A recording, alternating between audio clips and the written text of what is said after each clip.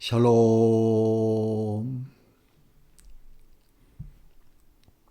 이 시간에는 마태복음 1장 21절과 복음서에 기록된 말씀을 통하여 예수님은 이 세상에 왜 오셨는가? 라는 제목으로 말씀을 상고하려고 합니다. 이 말씀은 예수님께서 이 땅에 오신 목적을 상고해보고 싶어서 나누는 말씀이에요.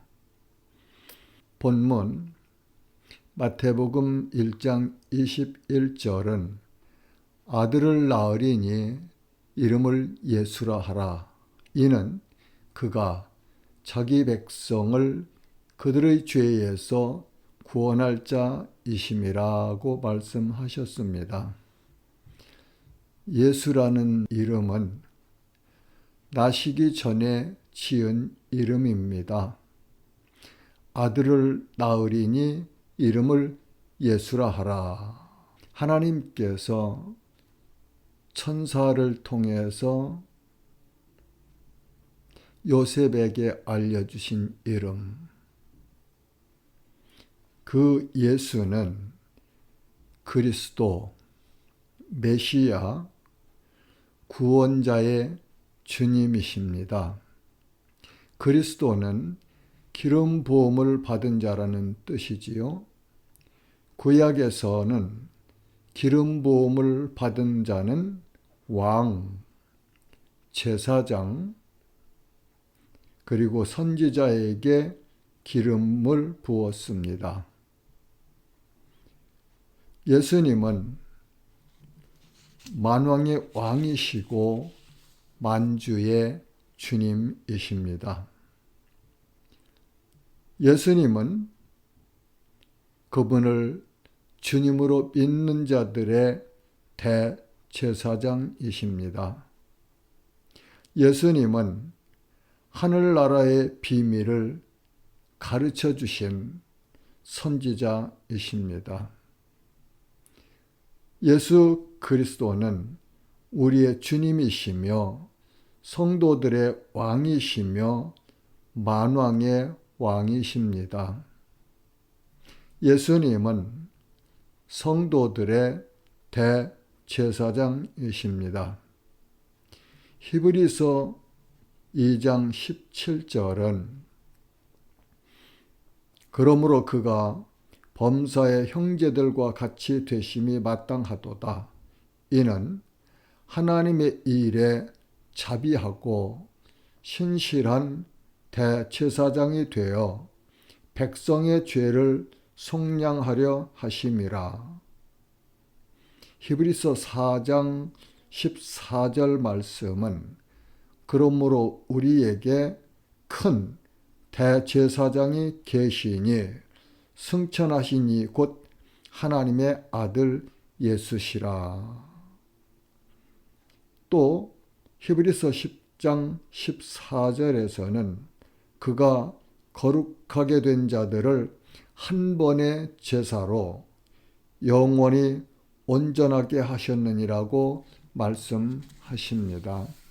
말씀에 보면 예수님의 백성들이 있습니다.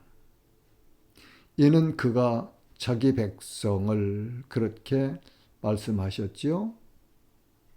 구약에서는 이스라엘을 하나님의 백성이라고 부르셨습니다. 히브리서 8장 10절 말씀은 주께서 이르시되 그날 후에 내가 이스라엘 집과 맺을 언약은 이것이니 내 법을 그들의 생각에 두고 그들의 마음에 이것을 기록하리라. 나는 그들에게 하나님이 되고 그들은 내게 백성이 되리라고 말씀하셨습니다. 요한복음 1장 11절은 자기 땅에 오매 자기 백성이 영접하지 아니하였으나 말씀하셨고, 신약에서는 성도들이 곧 하나님의 백성입니다. 베드로전서 2장 9절에서 10절 말씀은 너희는 택하신 족속이요 왕 같은 제사장들이요 거룩한 나라요 그의 소유가 된 백성이니 이는 너희를 어두운 데서 불러내어 그의 기이한 빛에 들어가게 하신 이의 아름다운 덕을 선포하게 하려 하심이라. 너희가 전에는 백성이 아니더니 이제는 하나님의 백성이요 전에는 긍휼을 얻지 못하였더니 이제는 긍휼을 얻은 자니라. 그러므로 하나님께서 택하신 자들을 하나님의 백성이라고 말할 수 있겠습니다. 사도행전 13장 48절에는 피시디아 안디옥에서 바울과 바나바가 복음을 전했을 때 나타난 현상을 기록하여 주셨는데 이방인들이 듣고 기뻐하여 하나님의 말씀을 찬송하며 영생을 주시기로 작정된 자는 다 믿더라. 여기서 말씀해 보시니까 하나님께서 영생을 주시기로 작정하신 자들이 있었다. 그들이 복음을 들을 때 하나님의 말씀을 찬송하고 믿더라고 기록하여 주셨습니다. 예수를 주님으로 믿는 자들이 예수님의 백성이며 천국 시민들입니다. 이 사람들은 복음을 듣고 믿는 사람들입니다. 사도행전에 빌립보 감옥의 간수와 그 가족들이 바울 사도를 통하여 주의 말씀을 그 사람과 그 집에 있는 모든 사람에게 전할 때 복음을 듣고 자기와 그의 온 가족이 모두 하나님을 주로 믿었다고 기록되어 있습니다. 바울이 그렇게 말하죠. 주 예수를 믿으라. 그리하면 너와 네 집이 구원을 얻으리라고 하신 말씀이 그 말씀대로 간수의 집에 이루어졌음을 우리에게 가르쳐 주십니다. 그러므로 우리가 복음을 전하려면 죄인들이 있는 곳으로 가야 합니다. 예수를 믿지 않는 사람들 곁으로 찾아가야 합니다. 이웃과 먼 곳 이방 나라까지라도 예수 그리스도의 복음을 전하기 위해서는 그들을 찾아가야 합니다. 그 다음에 예수님은 자기 백성들의 대제사장이십니다. 이는 그가 자기 백성을 그들의 죄에서 구원할 자이심이라고 말씀하셨어요. 여기서 나오는 자기 백성, 하나님 나라의 백성들은 누구이며 언제 결정하셨을까요? 이 말씀 내용은 따로 정리하여 한 강의로 나누도록 하겠습니다. 예수님은 누가복음 5장 32절에서 내가 의인을 부르러 온 것이 아니요 죄인을 불러 회개시키러 왔노라고 말씀하십니다. 이 세상에는 의인은 없습니다. 아담의 후손으로 태어나는 모든 사람은 다 죄인입니다. 평양에 갔을 때 식사 시간이었던 것으로 기억됩니다. 그분들과 나눈 대화 중에서 일부를 회고해 보려고 해요. 이런 질문을 하시대요. 기독교는 왜 사람들을 모두 죄인이라고 합니까? 그 다음에는 하나님이 전능하시다면 왜 사람을 우등한 인간으로 만들지 않고 열등한 인간으로 만들어서 죄인이라고 합니까? 라는 질문을 하시대요. 제가 그렇게 대답했어요. 예, 하나님은 전능하신 분이십니다.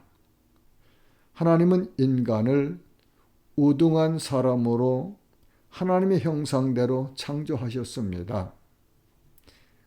그런데 사람이 하나님처럼 되려는 욕심을 가지고 하나님을 배반하여 반역을 하여서 스스로 열등한 인간이 되었다고 성경은 말씀하십니다. 그런데 하나님은 사랑을 사랑하십니다. 지금도 사랑하십니다. 그래서 하나님께서 열등한 인간을 우등한 사람으로 신분을 바꿔주시려고 독생자이신 아들 예수님을 이 땅에 보내셨습니다. 예수님을 그리스도로 믿는 사람은 열등한 사람에서 우등한 사람으로 변화됩니다. 이 말씀을 듣고 믿는 사람들이 복이 있는 사람들입니다. 라고 나누어 냈었습니다. 예수님은 잃어버린 자기 백성을 찾아 구원하려고 오셨습니다. 마태복음 1장 21절 아들을 낳으리니 이름을 예수라 하라. 이는 그가 자기 백성을 그들의 죄에서 구원할 자이심이라고 말씀하셨지요. 요한복음 10장 10절에서 11절은 내가 온 것은 양으로 생명을 얻게 하고 더 풍성히 얻게 하려는 것이라. 나는 선한 목자라. 선한 목자는 양들을 위하여 목숨을 버리거니와. 누가복음 19장 10절 말씀은 인자가 온 것은 잃어버린 자를 찾아 구원하려 함이니라고 말씀하셨습니다. 자, 그러면 구원이란 무엇입니까? 구원은 죄인이 의인이 되는 일입니다. 구원은 사망에서 죽어있는 사람을 건져내어 하나님의 영생 안에 들어가게 하시는 일입니다.